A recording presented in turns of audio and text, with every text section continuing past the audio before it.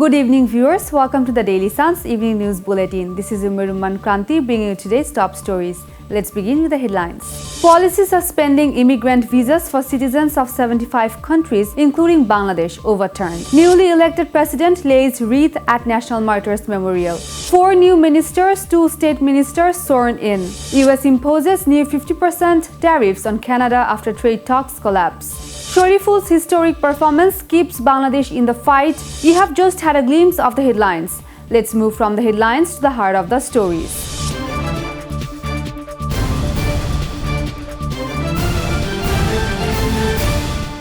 A US federal court has struck down the Trump administration's policy that suspended the issuance of immigrant visas to citizens of 75 countries, including Bangladesh. The court ruled that US Secretary of State Marco Rubio exceeded his legal authority in implementing the policy. In the decision issued on Friday, Judge Janet Vargas of the US District Court in Manhattan stated that the policy introduced by the State Department in January this year was clearly unlawful and conflicted with federal immigration law.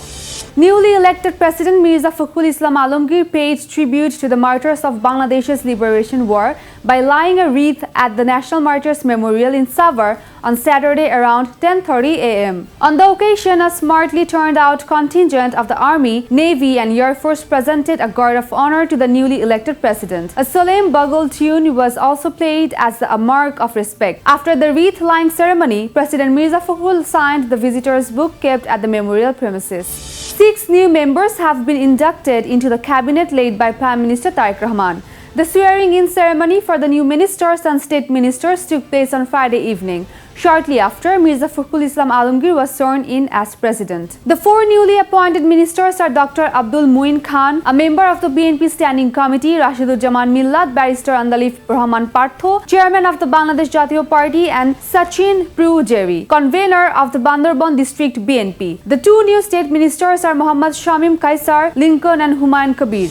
The United States has imposed a 50% tariff on approximately $20 billion worth of Canadian goods after trade negotiators from the 2 countries failed to reach a final agreement following 3 days of talks in Washington, D.C. US President Donald Trump had set a deadline of midnight Friday Eastern Time for negotiators to conclude a trade deal. After the deadline passed, officials from both countries confirmed that no agreement had been reached. The United States subsequently announced the new tariffs on a range of Canadian products. Responding to the move, Canadian Prime Minister Mark Carney said Canada would impose equivalent retaliatory tariffs on US goods affected by the measure.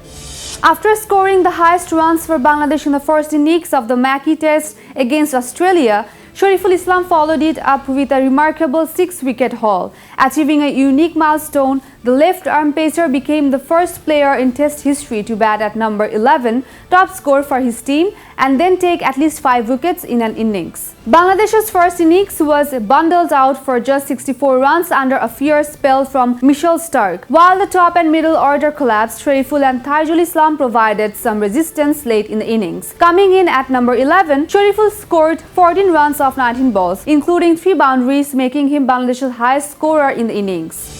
That's all for today's Evening News Bulletin. Stay tuned for more updates and don't forget to subscribe to our YouTube channel and follow us on Facebook. Thank you for watching. Good night.